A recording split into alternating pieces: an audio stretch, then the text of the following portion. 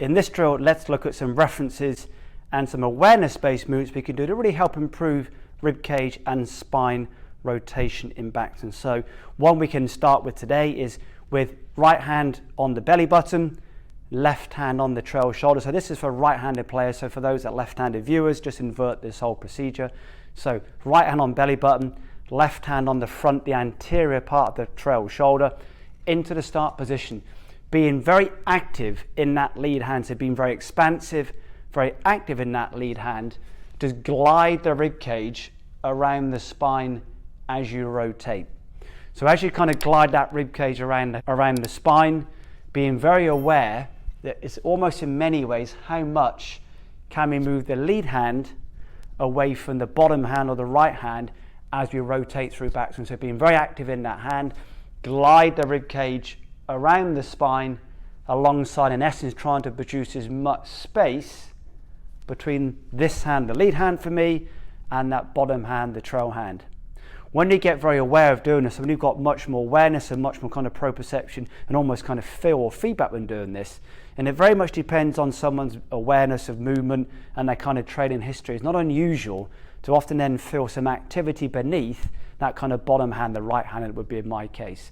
Why? Because the muscles that really rotate that kind of rib cage and spine through backswing are those big oblique muscles that run through here. So often with a hand on the tummy and we glide the hand around that rib cage, for some you can get that slight awareness, and it really is only kind of 2 or 3%. It's not huge amounts of activity or very palpable amounts of kind of activity through that bottom hand, but certainly a very sensitive awareness of that when we glide that rib cage around the spine, we can just start to get that awareness under that kind of bottom hand.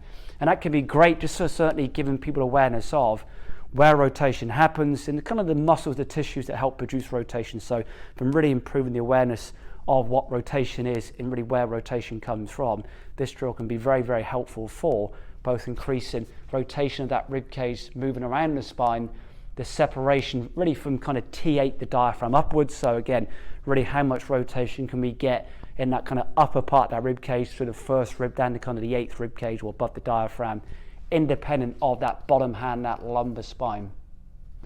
So then as an add-on to once we've got that separation through that kind of upper rib cage, diaphragm, lumbar spine, another way of playing with this is whatever space you have between bottom rib or the floaty 12th rib and the top of the pelvis or the ilium, or for those that are very aware, the kind of ASIS, the anterior superior iliac spine, so the kind of fronty, very prevalent bony reference to the front of the pelvis.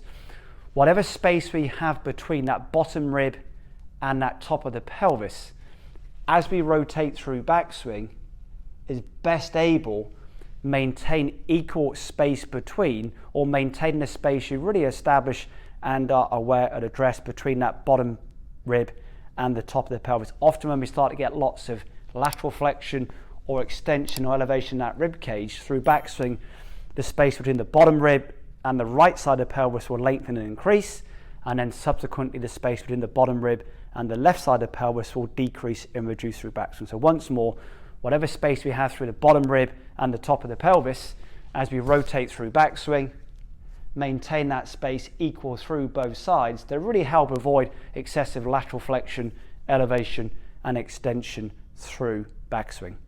And then one final one we can play with when looking to improve backswing rotation, almost using the suprasternal notch, which is this part of the kind of neck, upper rib cage, clavicle area through here. So almost the kind of Adam's apple area, although the Adam's apple is slightly higher up.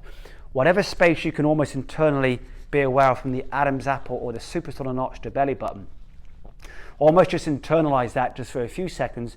Whatever space we have between here and here, as we rotate through backswing, maintain that. So once more, often when we get lots of lateral flexion and real excessive extension and elevation, the space between the bottom part of the neck and the belly button can lengthen and increase through backswing.